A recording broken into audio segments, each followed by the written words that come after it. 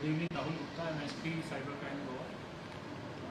This press conference has been called Mike, to Mike.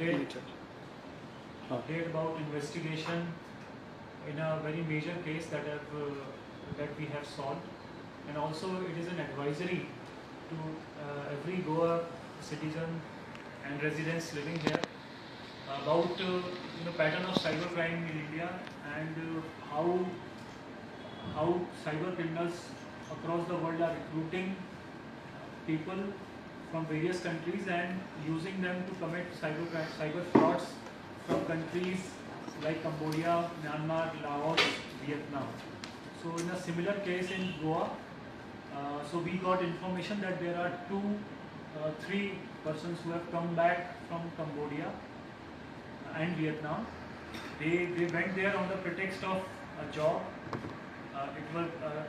The handsome salary was promised to them, but when they reached there, they realized that it is some kind of fraud that they have become victim to. They were taken to some other job profile and they were made to do physically torturous tasks, and they were punished and they were incarcerated there for a few days before they made some excuses to come out from these countries and reached back to India. So we got information about three such persons. We verified them, we took their statements, and based on their statements, PI Cybercrime Deepak Pednekar filed a complaint in Crime Branch, and Crime Branch then took up the case. We registered case under sections 420 IPC, 120B IPC, and 10 and 24 of Immigration Act 1983. And during investigation, we found that these three persons, there were two separate chains that came out. In one chain, there was one lady based in KTM. She had connected one of the victim to international job recruiters, and based on her promise and based on her false assurance, the person went to Cambodia. But when he realized, he came back after a few days on the pretext that I have some medical issue and I have to go to home. And in second instance, there were two persons who had gone together through one of their friends. There was some common link between the recruiter. The recruiter's name was Nasir Ahmad. He was based in Belgaum, and who then connected to another middleman, Muhammad Haji. Muhammad Haji is based in Bijapura. So we apprehended both these persons.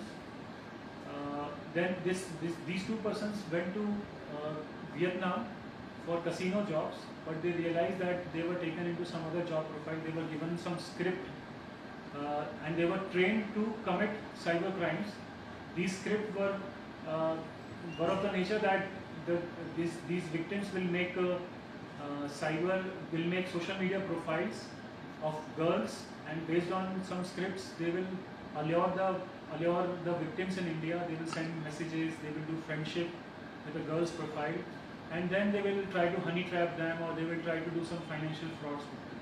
So this kind of cybercrime they were getting engaged into, and they realized it very quickly, and then they come back after making some excuses. So this is the complaint that we received, and we arrested two persons. We apprehended two persons, and one of them was formally arrested. The other one was made to join investigation under 41A CRPC. And we have recovered mobile phones in which incriminating evidences have been recovered. There are documents exchanged. There are visas, job applications. A lot of incriminating material has been found. And one of the accused who was arrested is under our custody. So this Muhammad Haji, he was running a recruitment agency at his home. The registered address was Mumbai, but he was running it from his home in Bijapura, and he has his network of recruiters across the world. He mainly operates to send the potential job seekers to Saudi Arabia, but in this case he connected through some person in Calcutta, and he was sending to Cambodia, Myanmar, Laos and Vietnam, these countries. So we arrested him, and we have made sure that he does not send anybody any further.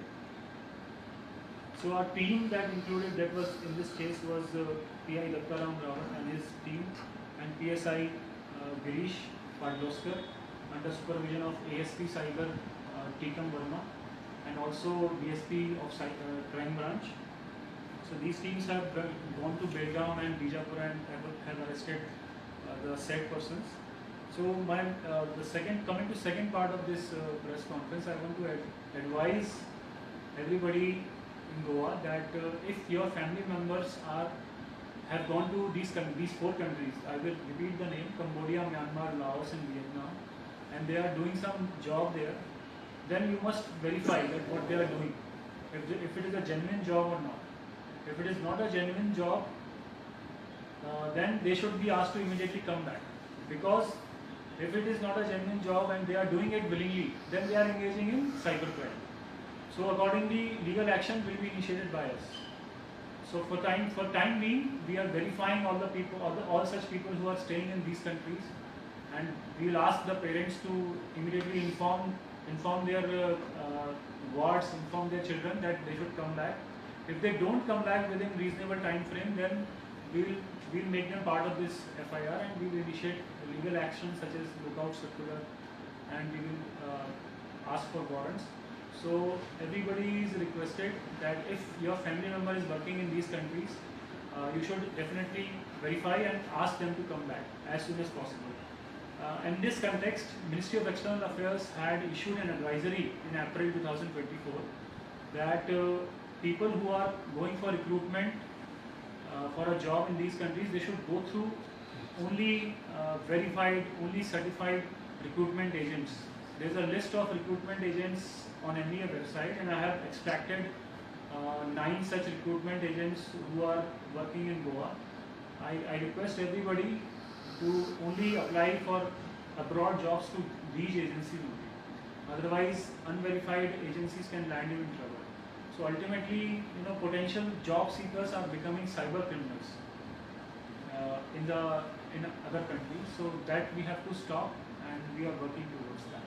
So I just have one question: is as far as when you said chain of this, so any this, like how many could be there at this who could be working in these countries which you have mentioned?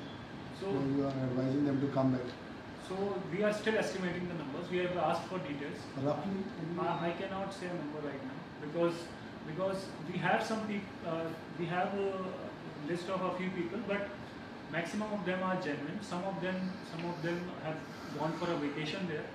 So it is difficult to give you an exact number on this stage. Probably after a week, I'll be able to tell you. You spoke about one lady. Has she been arrested? No, that lady is still absconding. She has gone to foreign country. We are opening legal process to bring her back. So one who has been arrested, he runs a genuine company, internet company. He was running an agency. He had sent a lot of people to Gulf region, but in this case, probably he would have gotten into some fraud network, and then when he was sending these people to Cambodia, Laos, Myanmar, Vietnam, it came out to be fraud. So that is what is going on. Because all the recruiters, they have their own network. They will connect you to one other person through my reference. You can talk to him. So this kind of, if they are not verifying what is the end result. So this is the kind of. In Goa, there are only 9 agencies, sir, which are. I have attached the list of all these 9 agencies. Can you see? You want to spell the name? Yeah, please. One is RB Consultants. This is based in North Goa. Address is not clear. Mubin Air Travels. This is in Vasco. Then is Asma CS. The address is in Varna. And Talent Hunt Consultancy. It is based in Panjim, Sandesh Panjim. Then there is Kamakshi Overseas. It is in Madgaon. Ocean Travels. it is in Vasco, and International Travel Agency, that is in Madgaon, opposite KTC bus stand, and Pyramid Travels, it is again in Madgaon, and one is ND Global Solutions, it is again in Madgaon. So most of them are in Madgaon and Vasco. One is in Panji. Any agency by name Borkar now? I cannot see it. I just search in the stock. Borkar. Borkar. It is having a brand and agency.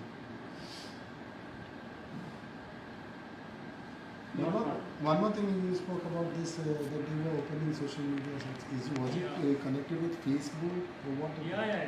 So there is cyber crimes. You must be aware about some modus operandi. One of the modus operandi is that they make fake profile of a girl, and they try to do friendship with you, and they will then ultimately ask for money. So this kind of cyber frauds, these victims were getting employed for. Are these call centers or Yeah, so this some other agencies, even NIA has busted some rackets,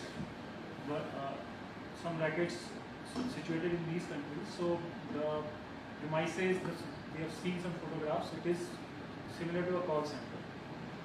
So after the new law from the central government, which has especially on the spams and all, so how is your department taking care as far as calls which the other people receive for asking for money, telemarketing, because even now I think so. Yes, So we have done extensive cyber awareness for schools and through social media and for different target groups, and we have popularized 1930 helpline for reporting of cybercrime. There is cybercrime website where you can report, and also for fake calls and fake websites, there is a portal by the name of Chakshu of Department of Telecommunication where such fake websites and fake numbers can be reported. We are making efforts to popularize these through social media, through one-to-one contact, through public awareness sessions. This is the effort going on. Sir, what reason do you see that protesters are working in other countries? So this is like anybody's guess, because wherever there is rule of law is not strong, such criminals will take shelter in those countries. So we can say that we have taken sufficiently good action in our country. So that's why now we are searching for shelters in other countries. Even the Nigerian country, they also have this policy. So this Nigerian you were talking about, it was old kind of cybercrime, like 10-12 years ago. So a lot of cybercrimes at 10-15 years ago used to be done by Nigerians. So that's why the terminology came that it is Nigerian fraud.